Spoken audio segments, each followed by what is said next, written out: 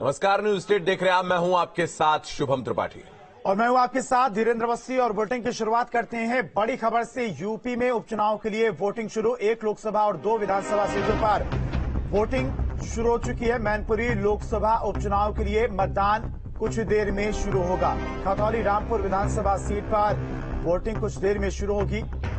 तो उपचुनाव में 24.43 लाख मतदाता वोट डालेंगे। मैनपुरी लोकसभा उपचुनाव में 6 प्रत्याशी हैं। खतौली विधानसभा उपचुनाव में 14 प्रत्याशी हैं। रामपुर विधानसभा उपचुनाव में 10 उम्मीदवार हैं और प्रदेश में 3062 मतदेय स्थल बनाए गए हैं। 1945 मतदान केंद्र बनाए गए हैं। तो उपचुनाव में मतदान जो है अब से कुछ देर में शुरू हो जाएगा और कुछ ही सेकंड शेष हैं, क्योंकि ठीक 7 बजे मतदान शुरू होगा और अभी जो समय है वो 6:59 और 37 सेकेंड हो चुके हैं। अब से कुछ देर में मतदान जो है वो शुरू होने वाला है। धीरे तो सभी मतदान केंद्रों पर सुरक्षा के पुख्ता इंतजाम किए गए हैं, चाहे वो खतौली की बात करें, रामपुर की बात करें या फिर जहां पर आज मतदान केंद्र पर लोग मतदान डालने के लिए पहुंचेंगे, वहां पर सारे इंतजाम किए गए हैं। कुछ ही देर में वोटिंग शुरू होगी। 636 माइक्रो ऑब्जर्वर भी लगाए गए।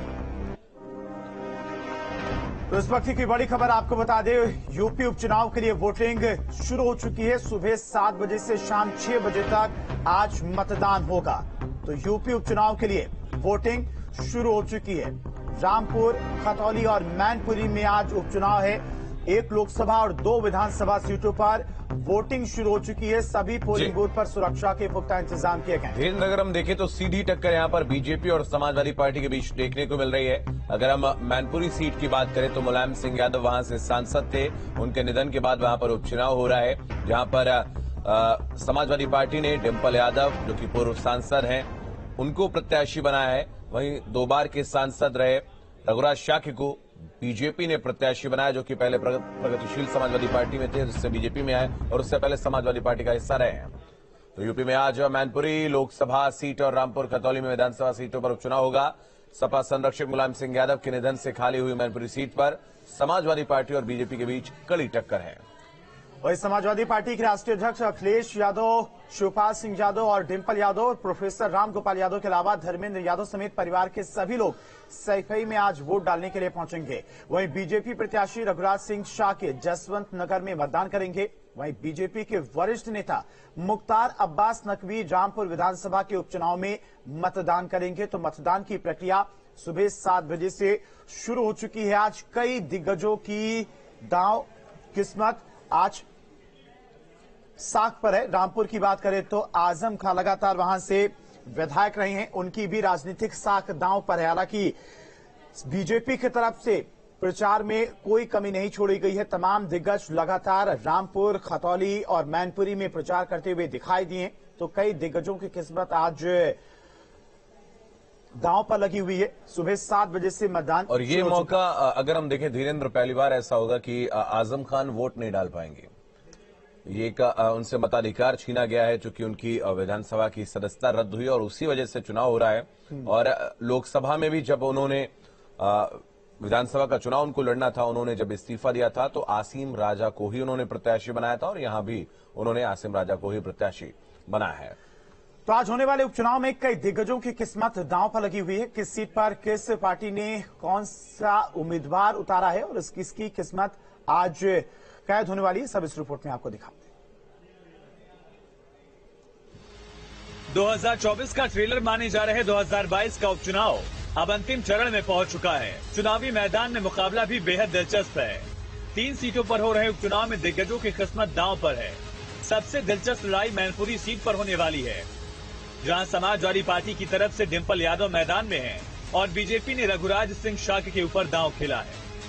मैनपुरी के साथ ही रामपुर विधानसभा सीट पर भी नजरें टिकी हैं, क्योंकि आजम खान का मजबूत किला मानी जाने वाली सीट। यहां पर दिग्गजों की अगर बात करें तो बीजेपी ने आकाश सक्सेना को उम्मीदवार बनाया है और एसपी का दांव आजम खान के करीबी आसिम राजा पर है। मुजफ्फरनगर की खतौली सीट पर विक्रम सैनी की सदस्यता खत्म होने के बाद उपचुनाव का इंतजार है।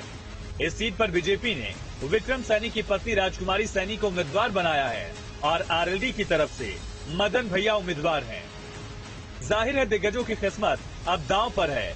उपचुनाव में मुकाबला सीधे समाजवादी पार्टी बनाम बीजेपी का है। तो गढ़ की लड़ाई की हर एक अपडेट न्यूज स्टेट आप तक पहुंचा रहा है। हमारे तमाम सहयोगी अलग अलग जगहों से आपको हर एक अपडेट पहुंचाएंगे। सैफई से हमारे साथ विनीत दुबे जुड़ रहे हैं, खतौली से हिमांशु शर्मा हमारे साथ जुड़ रहे हैं, रामपुर से अविनाश सिंह हमारे साथ जुड़ रहे हैं। सबसे दिलचस्प जगह इस वक्त रामपुर बन गई है। धीरेन्द्र, अगर हम बात करें तो अविनाश के पास चलते हैं। सबसे पहले अविनाश, आसिम राजा शाम को गिरफ्तार भी किए गए थे, जिसके बाद लगातार हंगामा बढ़ता चला गया था, घेराव भी किया गया था एसपी के ऑफिस का। इस वक्त क्या कुछ अपडेट है? वोटिंग शुरू हो गई, क्या सब सुचारू रूप से चल रहा है?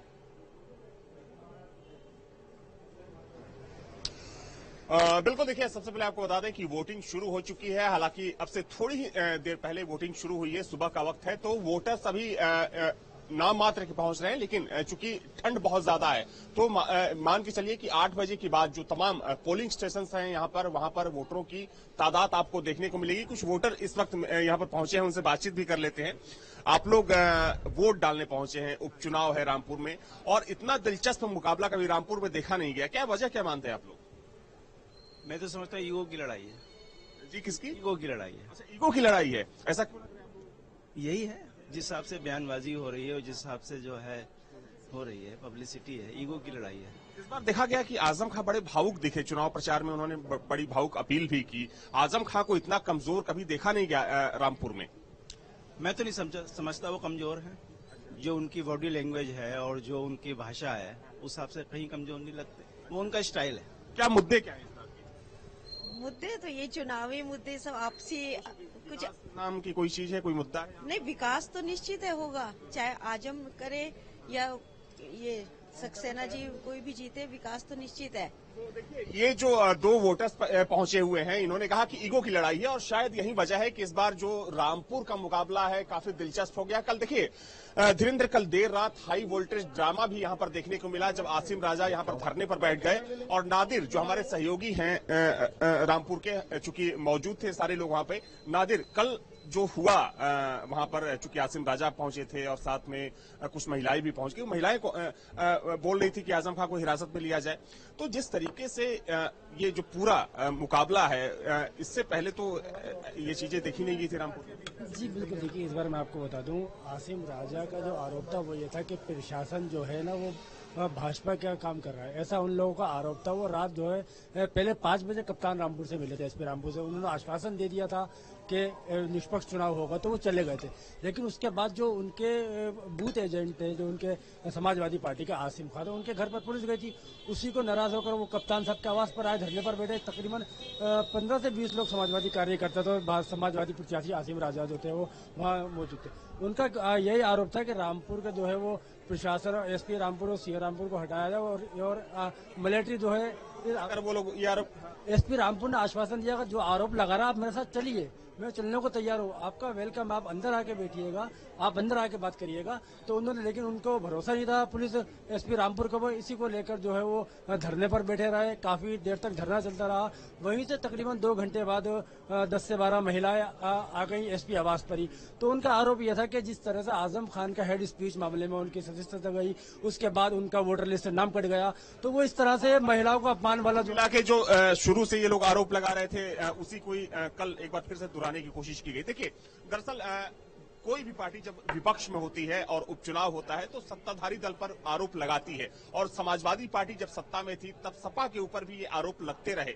2012 से लेकर 17 तक जो भी उपचुनाव हुए कि उपचुनाव में समाजवादी पार्टी प्रशासन का दुरुपयोग कर रही है, तो ये कोई नई बात नहीं है। लेकिन देखिए, आपको ताजा अपडेट मैं कर दूं, चूंकि वोटिंग की जो प्रक्रिया है वो शुरू हो चुकी है। जो वोटर्स हैं वो मतदान केंद्रों पर पहुंचने शुरू हो गए हैं। और देखिए, सबसे महत्वपूर्ण बात यह है कि अगर हम रामपुर सदर सीट की बात करें तो रामपुर सदर में कई ऐसे मतदान केंद्र हैं जो कि अति संवेदनशील है, और उसी लिहाज से यहाँ पर सुरक्षा के पुख्ता इंतजाम। अविनाश, अगर हम देखें, एक बड़ा आरोप जो है वो आसिम राजा की तरफ से लगाया गया था, और अगर हम देखें लोकसभा का जब उपचुनाव हुआ था उसमें भी वोटिंग प्रतिशत आम चुनाव की अपेक्षा बेहद कम रहा था। तो क्या ऐसा ही एक बार फिर से देखने को मिल सकता है? क्योंकि आसिम राजा ने साफ तौर पर यह आरोप लगाया है कि लोगों को घरों में जाकर पुलिस धमका रही है, उनको घरों से न निकलने को बोला जा रहा है, ऐसा आरोप उन्होंने लगाया है।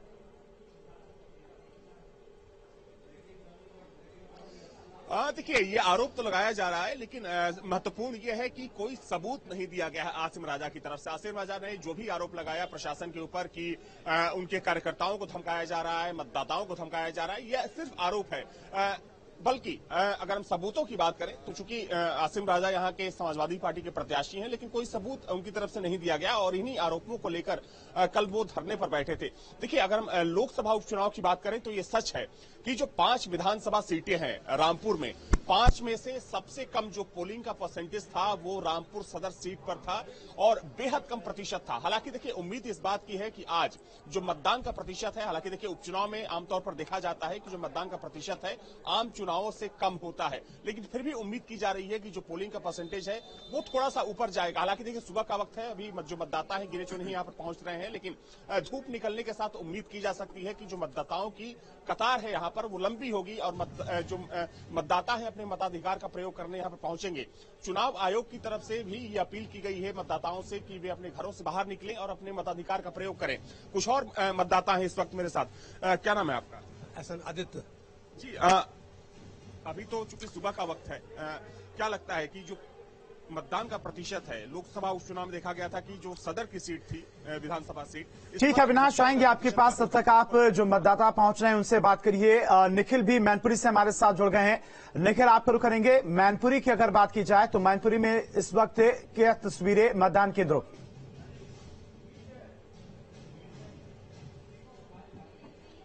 हम इस वक्त जो है उस मतदान केंद्र पर मौजूद हैं जहां अखिलेश यादव और उनका पूरा परिवार मतदान करने वाला, और अखिलेश यादव ठीक इस रास्ते से आएंगे और उसके बाद उनके परिवार समेत मतदान करेंगे। सबसे पहले रामगोपाल यादव आएंगे मतदान करने, तकरीबन 8 बजे का समय तय किया गया, और उसके बाद परिवार के सभी सदस्य लोग इसी रास्ते से आएंगे और इसी मतदान केंद्र में मतदान करेंगे। देखिए, मैनपुरी की जो सियासत है वो कम से कम इन दोनों सीटों से, चाहे रामपुर की बात करें चाहे खतौली से बात करें, दोनों से बिल्कुल अलग है। मैनपुरी में दरअसल लोकसभा चुनाव चूंकि नेताजी की सीट खाली हुई थी उनके निधन के बाद, लिहाजा यहाँ सबसे ज्यादा चर्चा जो है इस बात को लेकर है कि जो डिम्पल यादव और अखिलेश यादव है, क्या नेताजी का जो गढ़ है वो बचा पाएंगे, जो किला है वो बचा पाएंगे, और इसी की पूरी लड़ाई है। दूसरी तरफ भारतीय जनता पार्टी इस किले को ध्वस्त करना चाहती है। उसके पीछे सबसे बड़ा कारण ये है कि अगर उस किले को ध्वस्त कर लेती है तो एक मैसेज जाएगा भारतीय जनता पार्टी के लिए कि भारतीय जनता पार्टी ने पहले आजमगढ़ में, उसके बाद फिर रामपुर में और उसके बाद अब मैनपुरी में भी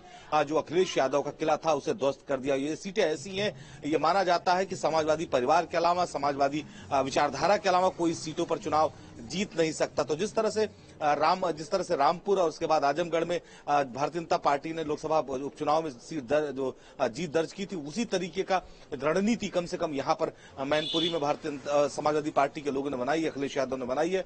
और यही वजह है कि डिम्पल यादव को उम्मीदवार बनाया गया है यहाँ पर, कि जो यहाँ के मतदाता हैं वो डिम्पल यादव में सीधे जो है मुलायम सिंह यादव को देख सके, उनकी छवि को देख सके। चूंकि उनकी बहू है, लिहाजा जो सिंपैथी वोट बैंक है वो कम से कम उनके साथ रहे। तो इस तरह की रणनीति के साथ समाजवादी पार्टी ने काम किया और अखिलेश यादव ने काम किया, और उसका असर भी देखने को मिला कि बहुत प्रभावी ढंग से पूरे मैनपुरी में चुनाव प्रचार समाजवादी पार्टी ने किया। खुद अखिलेश यादव के साथ पूरा परिवार, पूरा कुनबा एक साथ एक मंच पर दिखा। जो शिवपाल यादव और अखिलेश यादव के बीच विवादों की खबरें आम हुआ करती थी, वो शिवपाल यादव का अखिलेश यादव पैर छूते हुए पाए गए, और इसके साथ ही शिवपाल यादव ने अखिलेश यादव को छोटे नेताजी कहा। तो जो मैसेज परिवार देना चाहता था, कम से कम इस सीट को लेकर वो मैसेज जो है दिया है। और इसके साथ ही अगर हम बात करें, यही वजह है कि इस पूरी सीट पर सबसे ज्यादा ये पूरी हॉट सीट बनी हुई है। और दूसरी तरफ भारतीय जनता पार्टी ने अपनी पूरी ताकत झोंक दी है। और यहीं पे देखिए, हम जो आपको मतदान केंद्र दिखा रहे हैं, यहीं पे आपसे थोड़ी देर बाद पूरा पारिवारिक कुनबा मतदान करेगा। तो भारतीय जनता पार्टी ने भी पूरी ताकत इस पर झोंक दी है। उसके पीछे सबसे बड़ा कारण यह है कि वो चाहती है कि कम से कम इस किले को ध्वस्त कर लिया जाए, और ताकि पूरे देश में मैसेज जाए। चुनाव जरूर बिल्कुल निखिल, एक तरफ समाजवादी पार्टी अपने गढ़ को बचाने के लिए लगातार जोर शोर से प्रचार कर रही थी, तो दूसरी तरफ बीजेपी भी लगातार जो समाजवादी पार्टी का गढ़ है उसे ध्वस्त करने में लगी हुई है। और लगातार अलग अलग जगहों से हमारे संवाददाता जुड़े हुए हैं। खतौली से हिमांशु भी हमारे साथ जुड़े हुए हैं। हिमांशु, खतौली की बात की जाए तो वहां पर फिलहाल क्या कुछ तस्वीरें मतदान केंद्रों की?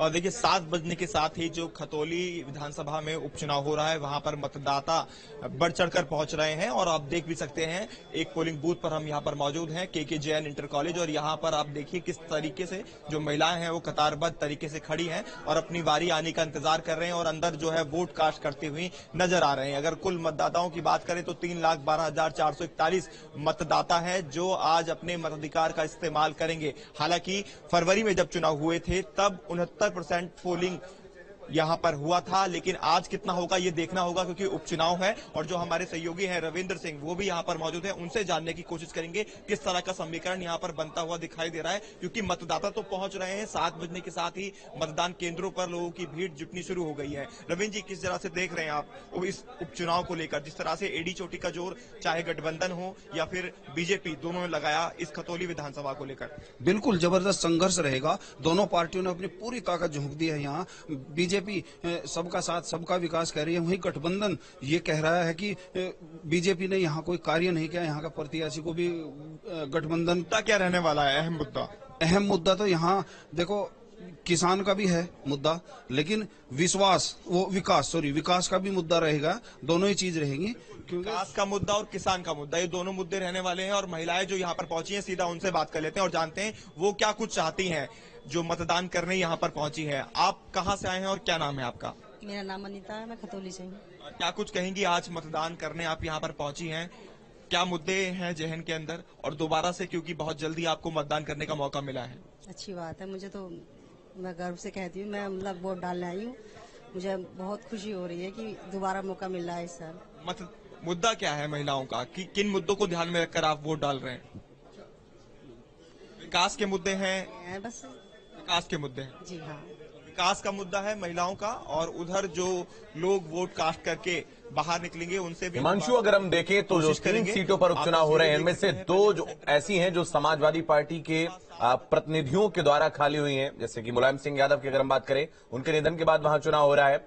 और दूसरी तरफ रामपुर की बात करें तो आजम खान वहां से विधायक थे, उनकी सदस्यता गई, इस वजह से वहां पर चुनाव हो रहा है। लेकिन खतौली की अगर हम बात करें तो यहां पर बीजेपी की ही ये सीट थी। क्या एक बार बीजेपी फिर से अपनी साख यहां पर बचा पाएगी? हालांकि प्रत्याशी भी पूर्व विधायक की पत्नी है इस बार।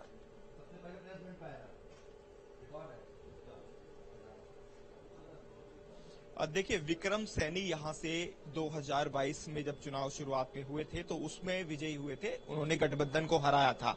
2013 के अंदर जो मुजफ्फरनगर दंगे थे, जो एमपी एमएलए कोर्ट है वहां से उनकी सदस्यता रद्द हुई, उन्हें दोषी पाया गया और 2 साल की सजा हुई, जिस वजह से ये जो विधानसभा है ये खाली हुई और यहाँ पर उपचुनाव हो रहा है। लेकिन बीजेपी ने उन्हीं की धर्मपत्नी राजकुमार सैनी को मैदान में उतारा है, जबकि जो गठबंधन प्रत्याशी हैं यानी आरएलडी से मदन भैया को यहाँ पर उतारा गया है। ऐसे में दोनों में काफी टक्कर, जोरदार टक्कर मानी जा रही है। एक तरफ आरएलडी ये कहती नजर आ रही है कि जाट समुदाय, मुस्लिम समुदाय और तमाम जो वोटर्स हैं गुर्जर समुदाय, ये आरएलडी के साथ है, जबकि भाजपा का ये कहना है सबका साथ सबका विकास के साथ जो सारी जनता है खतौली की वो उनके साथ है। यहाँ जो बुजुर्ग व्यक्ति जिन्होंने अभी वोट अपना कास्ट किया है उनसे जानेंगे, उनसे बात करने की कोशिश करेंगे आखिरकार वाकई खतौली का मुद्दा क्या है और क्या कुछ वो चाहते हैं खतौली के अंदर, क्योंकि ये उपचुनाव है, उपचुनाव में वोटिंग परसेंटेज हमेशा कम रह जाती है। आपने वोट कास्ट किया है, सबसे पहले मैं चाहूंगा उसको आप दिखाएं। पहले वोटर है आप? पहले वोटर हमारे साथ ही हैं, आप बुजुर्ग भी हैं, क्या कुछ कहेंगे खतौली उपचुनाव को लेकर? मेरा नाम अशोक खुराना है।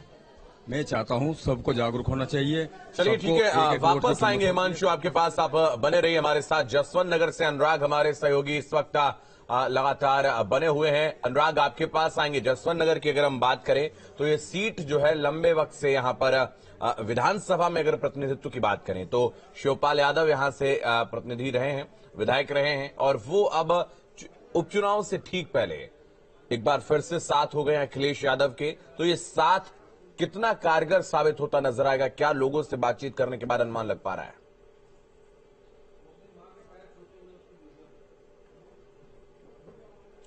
देखिए, सबसे पहली बात तो यह है कि अगर मैनपुरी वो सीट है जिसपे आज की तारीख में सबसे ज्यादा नजर आया, हालांकि और भी जगह चुनाव हो रहे हैं, लेकिन यहाँ पर जो गढ़ है, जो किला है, जो सपा का किला है, उसको ध्वस्त करने की बात हो रही है। और साथ ही साथ बीजेपी को 2024 से पहले एक संदेश देना है कि यहाँ पर भी वो अपनी पैठ बना सकते हैं। 2 ऐसे समीकरण हैं। ठीक है अनुराग, आएंगे आपके पास। इस वक्त विनीत के पास चलते हैं। विनीत, क्या कुछ तस्वीर, क्या कुछ अपडेट? जी देखिए, बिल्कुल मैं इसमें सैफई में मौजूद हूँ, सैफई मतदान केंद्र में, और अभी भी यहाँ नेताजी के बड़े भाई अभयराम यादव जी मतदान के लिए अंदर पहुंचे हैं। और धीरे धीरे करके, जैसा कि मैं सुबह भी आपको बता रहा था इस बात को, कि 8 बजे का वक्त तय किया गया है, प्रोफेसर रामगोपाल यादव पहुंचेंगे और मतदान इस समय प्रारंभ हो चुका है। देखिए कितने जो यहाँ पर जो मतदाता है वो अपने मत का प्रयोग करके खुशी खुशी यहाँ से बाहर निकल रहे हैं, और इन्हीं लोगों से बात करने की कोशिश करेंगे और आगे चलने की कोशिश करेंगे। आइए, सबसे पहले आइए आगे आइए, ये बताइए, आपने वोट डाल दिया? हाँ, वोट डाल दिया मैंने। सबसे पहले मैंने डाला है। जी, हम डिम्पल यादव जी की बहुत बहुत वोट देंगे, 1 लाख से ऊपर प्लस जाएंगे। नौजवानों का पहले वोट और पहले फिर जलपान, पहले वोट फिर जलपान। तो भाजपा कहती है इस बार गढ़ में सेंध लेंगे। भाजपा कुछ नहीं कहती, भाजपा तो गई, भाजपा तो ऐसी कहेगी। देखिए, कुछ महिलाएं भी नेताजी के श्रद्धांजलि में अपना वोट डाला हूँ, और उन्होंने जो विकास किया होगा उसको देखते हुए अब देखते हैं, अगर धांधली न हुई तो जीतते हैं तो करेंगे। क्या डिम्पल भाभी को इस बार जिताने का मन बनाया? बिल्कुल, जो मूलधन होता है ना उससे ब्याज ज्यादा प्यारा होता है। जो मुलायम सिंह की हैसियत थी उससे जो डिम्पल और अखिलेश है उनकी और अधिक है। जी, श्रद्धांजलि की बात कही थी यहाँ पर। हाँ बिल्कुल, इस बार मुलायम सिंह यादव जी को, ये हम लोगों को जो भाभी जी को जिताकर एक सच्ची श्रद्धांजलि अर्पित की जा रही है, दिया जा रहा है। बिल्कुल, और यहाँ मैं आपको बता दूं कि सबसे ठीक है विनीत, जो प्रचार किया गया, जो वोट की अपील की गई, उसका असर भी साफ तौर पर देखने को मिला। लोग सुबह सुबह अपने घरों से निकलकर वोट डालने के लिए पहुंच रहे हैं। न्यूज स्टेट पर उपचुनाव की मेगा कवरेज लगातार जारी है। हर एक तस्वीर, हर एक अपडेट आप तक पहुंचाएंगे। फिलहाल रुकते हैं यहाँ पर एक छोटे से ब्रेक के लिए।